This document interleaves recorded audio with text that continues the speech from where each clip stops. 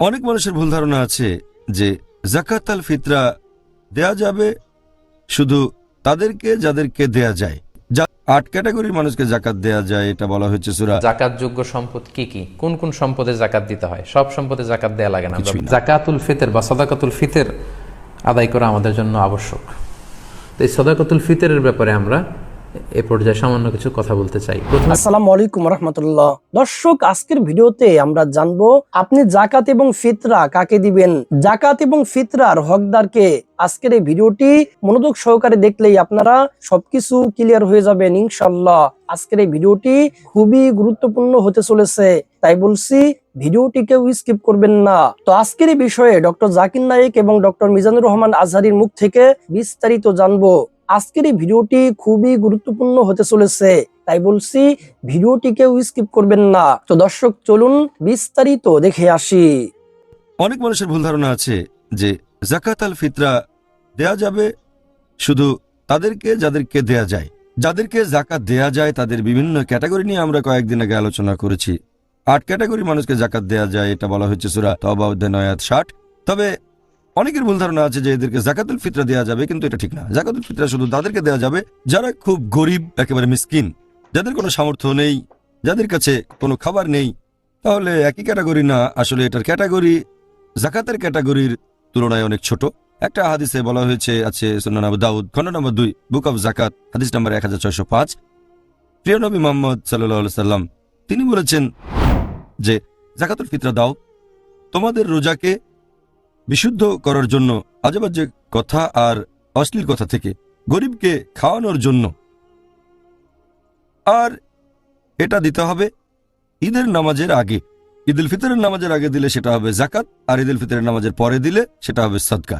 এই হাদিসের ভিত্তিতে আমরা জানতে পারলাম এটা দিতে হবে খুব গরিব মানুষদের, যারা মিসকিন মানুষজন, যাদের খাওয়ার মতো যথেষ্ট খাবার নেই, যাতে করে অন্তত ঈদের দিনে তারা নিশ্চিন্ত থাকে আর আনন্দে থাকে। এজন্যই বলা হয়েছে এটা দিতে হবে ঈদুল ফিতরের নামাজের আগে। আর সাধারণ জাকাত বছরের যে কোনো সময় দেয়া যায়, তবে আপনি চাইলে সেটা দিতে পারেন বিশ্বাসযোগ্য কাউকে, সে পরে এই খাবারগুলো গরিব মানুষকে দেবে। হয়তো এমন কাউকে পাচ্ছেন না যে খুব গরিব আর অভাবগ্রস্ত, যার ঘরে খাবার নেই, তখন দিতে পারেন বিশ্বাসী কাউকে, অথবা দিতে পারেন কোনো প্রতিষ্ঠানে, অথবা যে সংগ্রহ করে। এই ধরনের ক্ষেত্রে একটু আগে দেয়া হবে। তবে এখানে খেয়াল রাখবেন, নিশ্চিত করবেন যে লোক এই জাকাতুল ফিতরা পাবে সেটা গরিব মানুষের প্রাপ্য। হয়তো টাকা দিয়েছেন, সেটা দিয়ে খাবার কেনা হবে আর গরিবদের দেওয়া হবে, তখন যেন তারা পায় শুধু খাবার হিসেবে, আর এটা পাবে ঈদের নামাজের আগে। ভালো হয় সকালবেলা ঈদের নামাজে যাওয়ার আগে, অথবা ঈদের ঠিক শুরুতে, অথবা ঈদ হওয়ার কয়েকদিন আগে। আমাদের নবী মুহাম্মদ সাল্লাল্লাহু আলাইহি সাল্লামের একটা হাদিস, এটা আছে সহিহ বুখারীতে খণ্ড নম্বর 3 বুক অব রিপ্রেজেন্টেশনস হাদিস নম্বর 2311। আবু হুরায়রা রাদিয়াল্লাহু আনহু বলেছেন যে আল্লাহর রাসূল মুহাম্মদ সাল্লাল্লাহু আলাইহি সাল্লাম তিনি নিযুক্ত করেছেন আমাকে যাকাতুল ফিতরা সংগ্রহ করার জন্য রমজান মাসের সদকা, এজন্য তাকে নিয়োগ দেওয়া হয়েছিল। তার মানে এটা আপনি দায়িত্বপ্রাপ্ত কাউকে দিতে পারেন, সে গরিব মানুষের কাছে এটা পৌঁছে দেবে। এছাড়া আরো একটা সহিহ হাদিস, এটা আছে ইবনে খুজাইমা।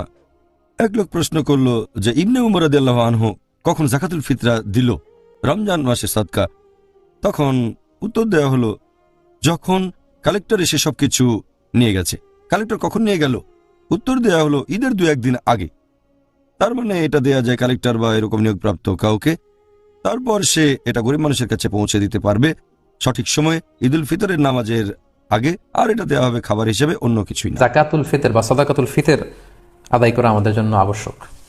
এই সাদাকাতুল ফিতরের ব্যাপারে আমরা এ পর্যায়ে সামান্য কিছু কথা বলতে চাই। প্রথমে বলবো যে সাদাকাতুল ফিতর আদায় করা কি। সাদাকাতুল ফিতর আদায় করা হচ্ছে ওয়াজিব, কারণ সহিহ বুখারীর বর্ণনায় এসেছে, আব্দুল্লাহ ইবনে উমর রাদিয়াল্লাহু তাআলা আনহু বলেন, ফারাদা রাসূলুল্লাহি সাল্লাল্লাহু আলাইহি ওয়াসাল্লাম যাকাতুল ফিতর। আল্লাহ রাসূল সাল্লাল্লাহু আলাইহি ওয়াসাল্লাম সাদাকাতুল ফিতরকে এটা ফারাদা শব্দ ব্যবহার করেছেন, মানে আবশ্যক, দিতেই হবে আপনাকে। আপনার যদি সামর্থ্য থাকে এটা আদায় করতেই হবে।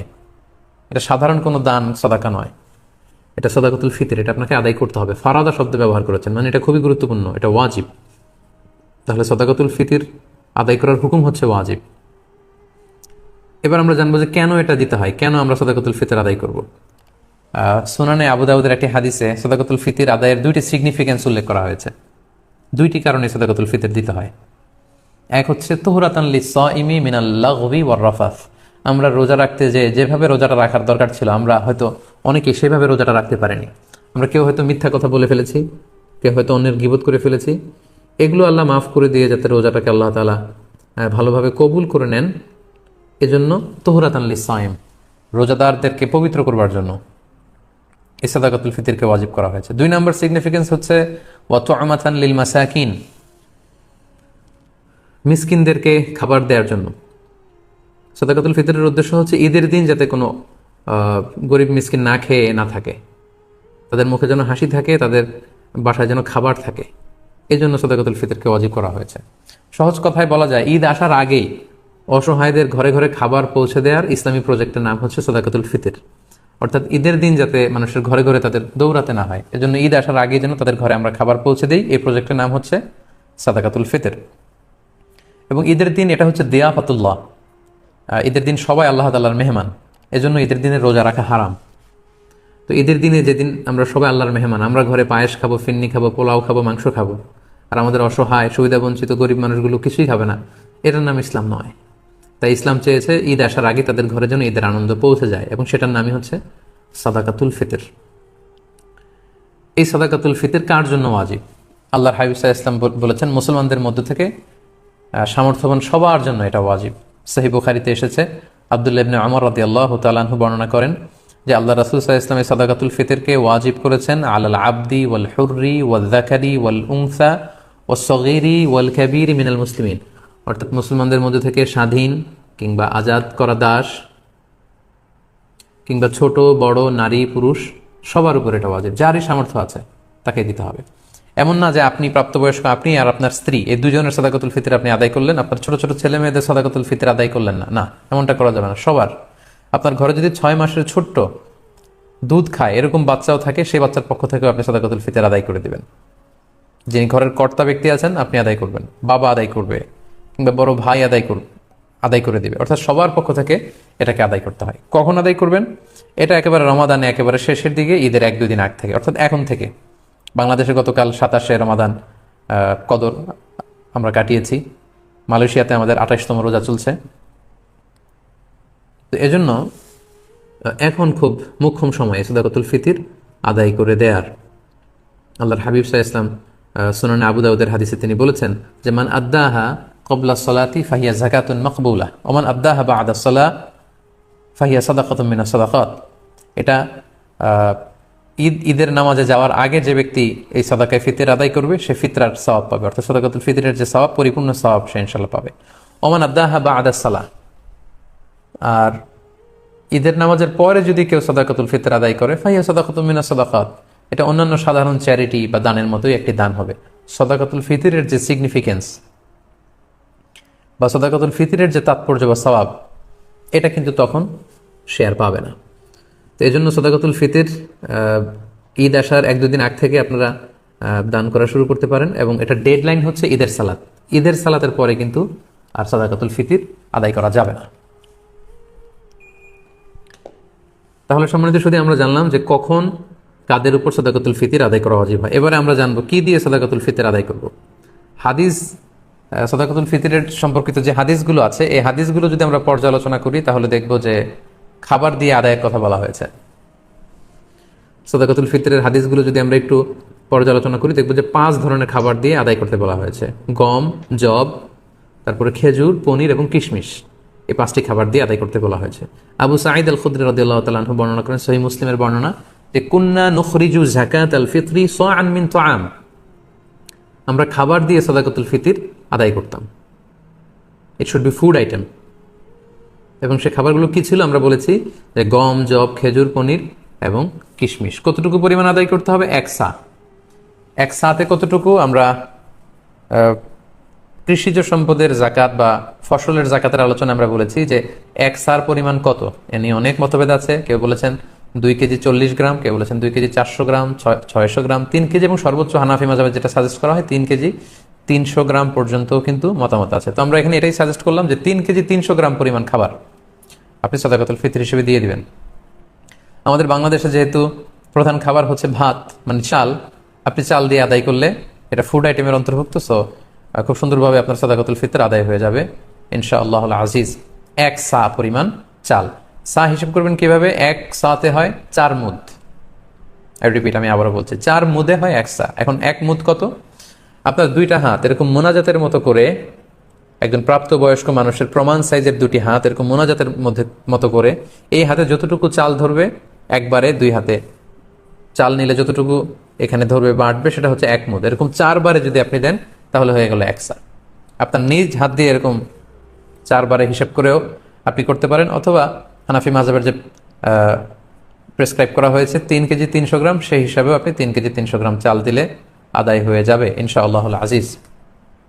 এক্ষেত্রে খুব কমন একটা প্রশ্ন যে খাদ্য না দিয়ে, চাল না দিয়ে, এরকম গম না দিয়ে টাকা দিলে আদায় হবে কিনা। এ ব্যাপারে স্কলারসদের মধ্যে মতভেদ আছে। হানাফি মাযহাব ছাড়া বাকি 3টা মাযহাবে, শাফিঈ, মালিকি, হাম্বলি, 3 মাযহাবে বলেছে না, যেহেতু সরাসরি হাদিসে খাদ্যের কথা বলা হয়েছে, so it should be food item, খাদ্য দিয়েই হতে হবে। কিন্তু হানাফি মাযহাবে বলা হয়েছে যে না, খাদ্য দিলে তো আদায় হবে, পাশাপাশি এটার মূল্য দিয়ে দিলেও ইনশাআল্লাহ আদায় হয়ে যাবে। এবং শাইখুল ইসলাম ইবনু তাইমিয়া আলাইহি রাহমা উনিও এই মতামতকে গ্রহণ করেছেন যে ফিতরা খাদ্য সামগ্রী দিয়ে আদায় করা উত্তম। তবে এমন যদি হয় পর্যাপ্ত খাদ্য পাওয়া যাচ্ছে না, কিংবা ঈদের নামাজের সময় হয়ে গিয়েছে, এখনও আমি আদায় করিনি, এখন কোথায় আমি গম পাবো, চাল পাবো, কখন মাপবো, কখন দিব, আমি তখন টাকা দিয়ে দিলাম, আদায় হয়ে যাবে। অথবা গরিবদের মাসলাহা, যেহেতু এটা গরিবের হক, এবং গরিবদের মাসলাহা যদি এখানে থাকে যে তাদের যদি টাকা দিলেই বেশি উপকার হয়, তখন টাকা দেয়াটাই উত্তম হবে এবং দিলে আদায় হয়ে যাবে ইনশাআল্লাহ। কারণ আমরা সবাই যদি চাল দিতে শুরু করি বা গম দিতে শুরু করি, এত চাল এত গম, যেহেতু এটা ঈদের দিনের আনন্দের জন্য, ঈদের দিনকে এত চাল এত গম ওনারা খাবেন? ঈদের দিন হয়তো অনেক গরিব মানুষ বা অনেক মিসকিন ফকির তারা একটু পায়েস খেতে চাইবে, একটু পোলাও খেতে চাইবে। সবাই যদি চাল দেয়, এই চাল আবার ওনারা বিক্রি করবে পায়েস কেনার জন্য, ওই চাল বিক্রি করে ওটা টাকা দিয়ে পায়েস, সেমাই এগুলো কিনে নিয়ে আসবে। তো ঘুরে ফিরে একই কথা হলো। তো এই জন্য আপনি টাকা দিয়েও যদি দেন আদায় হবে, এবং যদি গরিবের মাসলাহাত থাকে সেটা আউলা। আমরা অনেক জায়গায় শুনেছি, বিশেষ করে সৌদি আরবের কথা শুনেছি, জাকাতুল ফিতরের বস্তা আছে, আটার বস্তা, এগুলো রেখে আসা হয়, গরিবরা এগুলো নিয়ে আবার দোকানে বিক্রি করে, কয়েক হাত বদল হয়ে দোকানদাররা সেখানে লাভবান হয়, গরিবরা লাভবান হচ্ছে না। আমি বাংলা ট্রিবিউনের গত বছর বা তার আগের বছর একটা নিউজে পড়েছি যে রোহিঙ্গাদেরকে যে খাবার দাবার দেওয়া হয়েছিল, এটা স্থানীয় বাজারে অনেক কম দামে তারা বিক্রি করে টাকা নিয়েছে। তো এই জন্য যেহেতু ফকির মিসকিনদের, অসহায় বা সুবিধাবঞ্চিত মানুষদের এখানে মাসলাহার প্রশ্ন আছে, তাদের যদি টাকা দিলে বেশি উপকার হয় তাহলে টাকা দিয়েও আদায় করা যাবে ইনশাআল্লাহ বিইذনিল্লাহ। এবছর আমরা দেখেছি যে 2002 সালে ইসলামিক ফাউন্ডেশন থেকে ঘোষণা দেওয়া হয়েছে যে সাদাকাতুল ফিতরের সর্বনিম্ন সংখ্যা তারা নির্ধারণ করেছে, ওনারা করেছেন যে 70 টাকা, আর সর্বোচ্চ করেছেন 2200 টাকা। এই ঘোষণা দেওয়ার পর থেকে সবাই 70 টাকা করে আদায় করতে শুরু করেছে।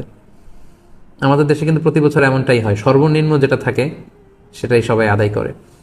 তো তাহলে সর্বোচ্চ 2200 টাকা দিয়ে সাদাকাতুল ফিতর আদায় করবে কে? এখানে তো হাদিসে অনেকগুলো খাবারের কথা বলা হয়েছে, গম, জব, খেজুর, পনির, কিশমিশ। তো কিশমিশের দাম দিয়ে আদায় করবে কে? সবাই 70 টাকা দরে যদি আদায় করেন তাহলে কিন্তু এটা পরিপূর্ণ আদায় হচ্ছে না। 70 টাকা হচ্ছে সর্বনিম্ন। যার তেমন কোনো সামর্থ্য নেই, কিন্তু তিনি সাদাকাতুল ফিতর আদায় করতে চাচ্ছেন বা করছেন, তিনি 70 টাকা দিলে হয়ে যাবে। কিন্তু যার আপনার সামর্থ্য আছে, তিনি এক একটা সাদাকাতুল ফিতর সামর্থ্য অনুযায়ী, কেউ 200, কেউ 500, এবং যাদেরকে আল্লাহ তাআলা অনেক বিত্তবান বানিয়েছেন, বিত্তশালী বানিয়েছেন, তাদের কমসে কম 2000 টাকা দিয়ে, 2200 টাকা দিয়ে আদায় করতে হবে। তা না হলে কিন্তু পরিপূর্ণভাবে সাদাকাতুল ফিতর আদায় হবে না।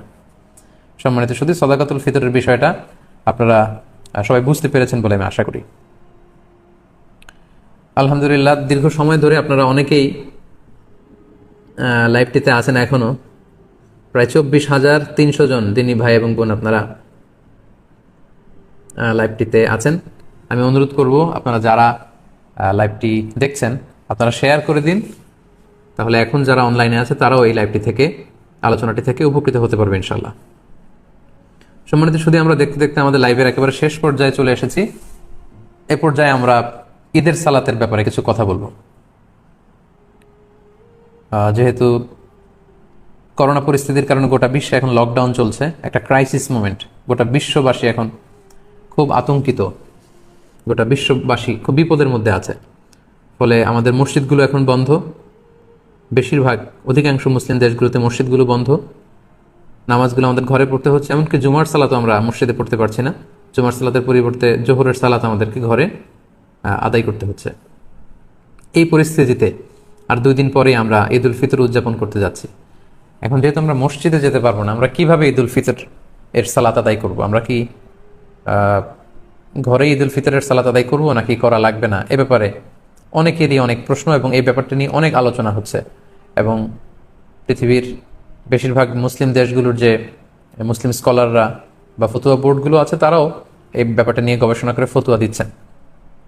এই ব্যাপারটি এত বেশি আলোচিত হওয়ার কারণ হচ্ছে এর আগে কখনো এরকম পরিস্থিতি, এটা একটা উদ্ভূত পরিস্থিতি, এরকম পরিস্থিতি বা সিচুয়েশন আমরা কখনো ফেস করিনি আমরা।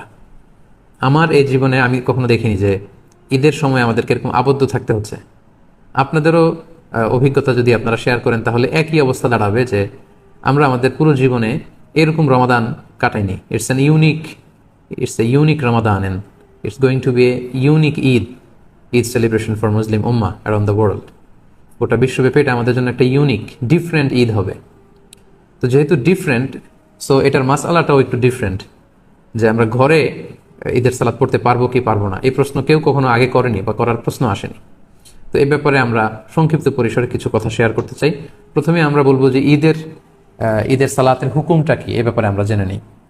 আমরা জানি যে বছরে আমরা 2 বার ঈদ উদযাপন করি। আমাদের সবচেয়ে বড়, the biggest carnival and festival of Muslim community, আমাদের সবচেয়ে বড় ধর্মীয় উৎসব ঈদ উল ফিতর এবং ঈদ উল আজহা। এবং আমরা এই 2টি দিন ঈদের সালাত পড়ার মধ্য দিয়ে আনন্দ উৎসব শুরু করলাম। এ ব্যাপারে আমরা খুব একটা সিনসিয়ার না। আজকের এই আলোচনার মধ্য দিয়ে ফসলের জাকাত কিভাবে আদায় করতে হয় বা কৃষি সম্পদের জাকাত কিভাবে দিতে হয় সে ব্যাপারে আমরা আপনাদেরকে জানাবার চেষ্টা করবো ইনশাআল্লাহ। সম্মানিত সুধী, গত সপ্তাহে আমরা সম্পদের জাকাত কি করে দিতে হয়, ব্যবসায়ী পণ্যের জাকাত, অরুদুত তিজারা, আমরা যারা বিজনেস করি তাদের জাকাত কিভাবে দিতে হয়, আমাদের যে ক্যাশ টাকা থাকে, আমাদের যে স্বর্ণালঙ্কার থাকে, এগুলোর জাকাতের সিস্টেম জেনেছি। তো স্বর্ণালঙ্কার বা ক্যাশ টাকা বা অরুদুত তিজারা, ব্যবসায়ী পণ্যের উপর জাকাত বা টাকা পয়সা বা অলঙ্কারের উপর জাকাত প্রদান করা যেমনি ফার্জ, ঠিক অনুরূপভাবে ফসলের জাকাত প্রদান করাটাও কিন্তু ফার্জ, যেটাকে ইসলামের ভাষায় অশর বা নিসফ অশর বলে। এটা দেওয়াও কিন্তু আবশ্যক, কিন্তু এ ব্যাপারে আমাদের মধ্যে খুব একটা গণসচেতনতা নেই এবং অনেকটা বলা যায় যে আমাদের মধ্যে অবহেলা কাজ করে বা আমাদের জানাশোনারও বেশ অভাব। একটা সময় আমাদের দেশে যখন সুলতানি আমল ছিল তখন কিন্তু ওসর সেভাবে আদায় করা হতো, কিন্তু পরবর্তীতে ইংরেজরা এসে যখন এই জমিগুলো দখল করে নিল, আস্তে আস্তে সুলতানদের ক্ষমতাকে খর্ব করা হলো, তখন থেকে কিন্তু এই ওসরের পদ্ধতি, এই বিধানটি এদেশে লঙ্ঘিত হয়ে আসছে এবং অনেকের মধ্যে এই ব্যাপারে সাবধানতা বা সচেতনতা নেই। তো আজকে আমরা এই বিষয়টি নিয়ে প্রথমে কথা বলতে চাই, ফসলের জাকাত আমরা কিভাবে দিব। আমাদের অনেকে আছেন অনেক বড় চাষি, অনেক কিছু তারা চাষ করেন, পেশায় তারা কৃষক, অনেক কিছু উৎপাদন করেন, এগুলোর জাকাত আমাদের দিতে হবে কিনা। আসলে জমিন থেকে আল্লাহ তাআলা যেটাই উৎপন্ন করেন সেটার জাকাতে কিন্তু আমাদেরকে দিতে হবে, কারণ এটাও আল্লাহ তাআলার পক্ষ থেকে একটা বড় ধরনের নেয়ামত।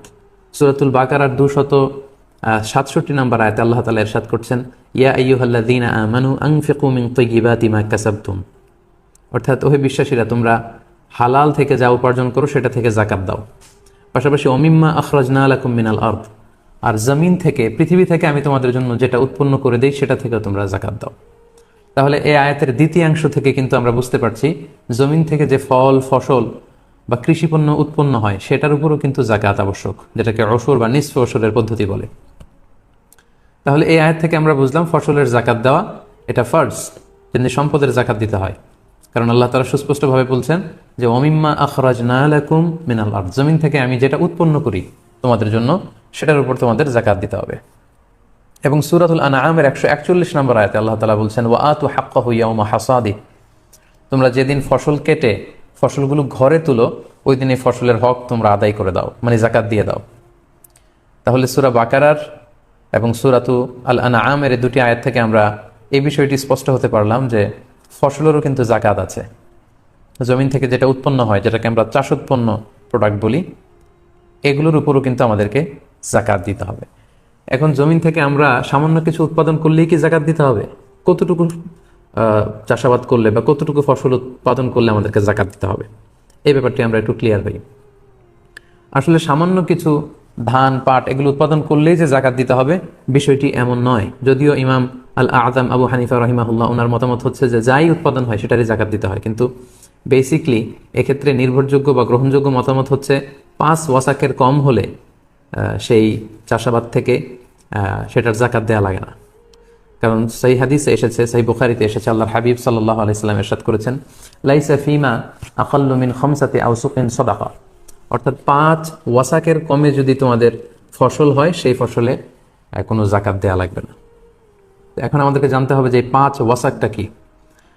1 ওয়াসাকে হয় 60 সা, 60 সাআন, এক সাথে কত, এটা নিয়ে স্কলারদের মধ্যে অনেক মতভেদ আছে। কেউ কেউ কোনো স্কলাররা বলেন যে এক সাথে হয় 2 কেজি 40 গ্রাম, কোনো বর্ণনা মতে 2 কেজি 400 গ্রাম, 2 কেজি 600 গ্রাম, এমনকি 3 কেজি থেকে শুরু করে 3 কেজি 300 গ্রাম পর্যন্ত মতামত রয়েছে। এক্ষেত্রে সা এর ক্ষেত্রে বেসিক্যালি দুইটা সাকে স্ট্যান্ডার্ড ধরা হয়, একটা হচ্ছে মদিনার সা আর একটা হচ্ছে ইরাকের সা। তো মদিনার সাকে যদি আপনি স্ট্যান্ডার্ড ধরেন তাহলে সেক্ষেত্রে 60 সা বা 5 ওয়াসাকে আসছে আমাদের বাংলাদেশে যদি মনে আমরা কনভার্ট করি তাহলে হয় 17 মন।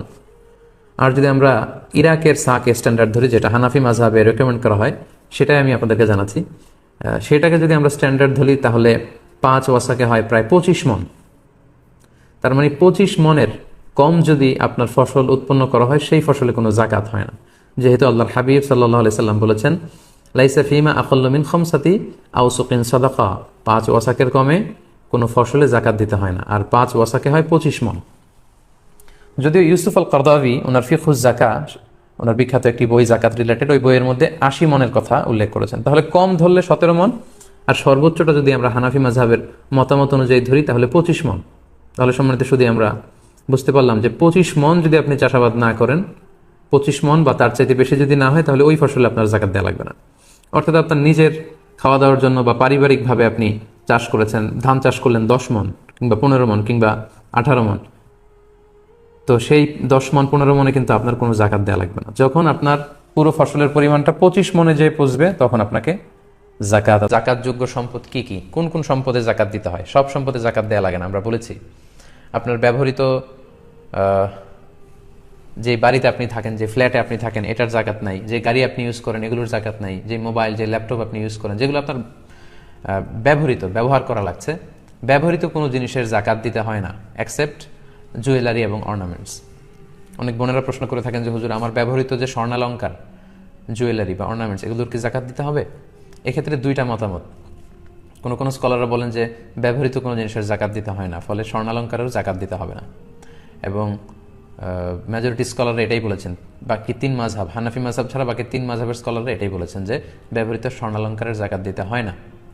কিন্তু আল ইমাম আল আযম আবু হানিফা আলাইহি রাহমা, একমাত্র ওনার মত হচ্ছে যে ব্যবহৃত স্বর্ণালঙ্কারের জাকাত দিতে হবে। তো এই মাসআলার ক্ষেত্রে ইমাম আবু হানিফার মতটাই হচ্ছে রাজিহ কওল, এটার উপরই ফতোয়া, এবং এটাই খুব ভ্যালিড। কারণ স্বর্ণ এবং রৌপ্য এটা অন্যান্য ব্যবহৃত জিনিসের মতো নয়, এটা substitute of money, paper money, cash টাকার মতোই। এটাকে বাঙালি স্বর্ণরৌপ্য দোকানে নিয়ে গেলে টাকা পাওয়া যায়, এটার মূল্য কমে না খুব একটা। সো আমার প্রিয় বোনেরা, যারা আপনারা অনেক সময় জিজ্ঞেস করেন যে ব্যবহৃত স্বর্ণালঙ্কারের জাকাত দিতে হবে কিনা, জি দিতে হবে। যদিও বাকি 3 মাযহাবের মতামত হচ্ছে যে দেয়া লাগবে না, শুধু ইমাম আল আযম আবু হানিফা রাহিমাহুল্লাহ উনি বলেছেন দিতে হবে, উনার মতটাই গ্রহণযোগ্য এবং এটাই সবচেয়ে ভ্যালিড। কারণ এ ব্যাপারে এমন কিছু হাদিস পাওয়া যায় যে হাদিসগুলোর আলোকে আমরা বুঝতে পারি যে যদিও ব্যবহৃত স্বর্ণালঙ্কার, তারপরেও এটার জাকাত দিতে হবে। কারণ শরিয়া তো একটা স্ট্যান্ডার্ড বেঁধে দিয়েছে। বোনদেরকে বলছি, বোনরা যারা শুনছেন, আপনার যদি 5 ভরি গহনা থাকে বা 5 ভরি স্বর্ণের গহনা থাকে, আপনার তো জাকাত দেওয়া লাগবে না। 6 ভরি যদি থাকে দেওয়া লাগবে না। 7.5 ভরি মানে 85 গ্রাম, এটা একটা স্ট্যান্ডার্ড, তার মানে হিউজ পরিমাণ আপনার আছে, তখন আপনি জাকাত দিবেন। এক্ষেত্রে আমরা সুনানে আবু দাউদের কিছু হাদিস উল্লেখ করতে পারি। আম্মা জান আয়েশা রাদিয়াল্লাহু তাআলা আনহার হাতে বা আঙ্গুলে আংটির মতো কিছু রূপার তৈরি গহনা ছিল। আল্লাহ রাসূল সাল্লাল্লাহু আলাইহি ওয়াসাল্লাম দেখে বললেন, আয়েশা তুমি কি এটার জাকাত দিয়েছো? আম্মা জান আয়েশা বললেন, না দেইনি, এটা আপনার কাছে আমার সৌন্দর্য বাড়ানোর জন্য আমি এটা ব্যবহার করছি, এটার জাকাত দেইনি। আল্লাহ রাসূল সাল্লাল্লাহু আলাইহি ওয়াসাল্লাম বললেন, হাসবুকি ফিন্নার, তোমাকে জাহান্নামে নিতে এই অলংকারটাই যথেষ্ট, এই রূপার অলংকারটাই। তো তখন কিন্তু আয়েশা রাদিয়াল্লাহু তাআলা হাতে পড়েছিলেন ওই আংটিটা। তাহলে এই হাদিস থেকে বোঝা যায় যে ব্যবহৃত স্বর্ণালঙ্কারের জাকাত দিতে হবে। আরেকটি হাদিস যেটিও সুনান আবু দাউদে এসেছে, এক সাহাবী নারী আল্লাহ রাসূল সাল্লাল্লাহু আলাইহি ওয়াসাল্লামের কাছে আসলেন তার মেয়েকে নিয়ে। মেয়ের হাতে 2টা স্বর্ণের চুড়ি ছিল, 2টা ব্রেসলেট মেড অফ গোল্ড। আল্লাহ রাসূল সাল্লাল্লাহু আলাইহি ওয়াসাল্লাম বললেন, জাকাত দিয়েছো? সে বলল, না জাকাত দেয়নি। আল্লাহ রাসূল সাল্লাল্লাহু আলাইহি ওয়াসাল্লাম বললেন, তাহলে তুমি কি পছন্দ করো যে এই স্বর্ণের চুরির বিপরীতে জাহান্নামের 2টা আগুনের চুরি তোমার হাতে পরিয়ে দেওয়া হবে? তাৎক্ষণিক মহিলাটি ভয় পেলেন এবং বললেন, খুলে আল্লাহ রাসূলকে দিয়ে দিলেন, বললেন আল্লাহ এবং আল্লাহ রাস্তায় এটা আমি দিয়ে দিলাম। তো তার মেয়েও কিন্তু তখন পরিহিত ছিল। তার মানে ব্যবহৃত স্বর্ণ এবং অলংকারের যে জুয়েলারি অর্নামেন্টসের কথা আমরা বলি, এটা যদি গোল্ডের হয় এবং সিলভারের হয় তাহলে আপনার জাকাত দিতে হবে আমার প্রিয় বোনেরা। যদি সেটা নিসাবকে ক্রস করে এবং জাকাতের যে শর্তগুলো আপনাকে আমরা শোনালাম, আপনাকে জাকাত দিতে হবে, আপনি এটার জাকাত দিয়ে দেন। অনেক বোনদের এমন হয় যে শুধু গোল্ডই আছে, গোল্ডের অলংকার, টাকা নেই। তখন আপনি কিভাবে দিবেন? আপনি আপনার হাজবেন্ডের কাছ থেকে টাকা নিয়ে আদায় করে দিতে পারেন, অথবা আপনার সামান্য কিছু অলংকার আপনি বিক্রি করে দিতে পারেন। আপনার একটা নোজ পিন বিক্রি করে দিলে হয়তো কমে গেল, 7.5 ভরির নিচে যদি থাকে তাহলে আর জাকাত দেওয়া লাগলো না। আশা করি এই মশালাটি আপনাদের কাছে ক্লিয়ার হয়েছে। অনুরোধ করব আপনারা লাইভটি শেয়ার করুন যাতে অন্যান্যরাও যুক্ত হয়ে আলোচনাটি থেকে উপকৃত হতে পারে। বারাকাল্লাহু ফিকুম জামিআন। তো সম্মানিত দর্শক শ্রোতা, আশা করি সম্পূর্ণ ভিডিওটি দেখেছেন এবং সবকিছু বুঝতে পেরেছেন। দর্শক, মহান আল্লাহ সুবহানাহু ওয়া তাআলা আপনাকে সম্পদ দিয়েছে আপনাকে পরীক্ষা করার জন্য।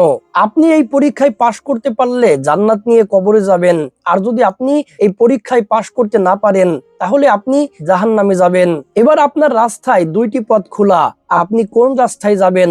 আপনি জান্নাতের পথে যাবেন নাকি আপনি জাহান্নামের পথে যাবেন? আপনাকে আল্লাহ সুবহানাহু ওয়া তাআলা সম্পদশালী বানিয়েছে, আপনি এই সম্পদ থেকে কেন যাকাত দিবেন না? আপনি এই সম্পদ থেকে কেন ফিতরা দিবেন না? আপনি এটা চিন্তা করবেন, আল্লাহ সুবহানাহু ওয়া তাআলা চাইলে তো সম্পদশালী না বানাইতে পারতো। আল্লাহ সুবহানাহু ওয়া তাআলা চেয়েছে তাই আপনি সম্পদের মালিক হয়েছেন, তাহলে আপনি কেন এই সম্পদের যাকাত ফিতরা দিবেন না? আল্লাহ সুবহানাহু ওয়া তাআলা যেন আমাদের সকলকে সঠিক বুঝ দান করেন। আমিন আমিন। তো দর্শক, আজকের এই ভিডিওটি এ পর্যন্তই। আজকের এই ভিডিওটি ভালো লাগলে লাইক এবং শেয়ার করে দিয়েন। আর হ্যাঁ, নিত্য নতুন ইসলামিক ভিডিও পেতে চ্যানেলটি সাবস্ক্রাইব করতে ভুলবেন না। দেখা হবে নতুন ভিডিওতে। ততক্ষণ ভালো থাকুন, সুস্থ থাকুন। ফি আমানিল্লাহ।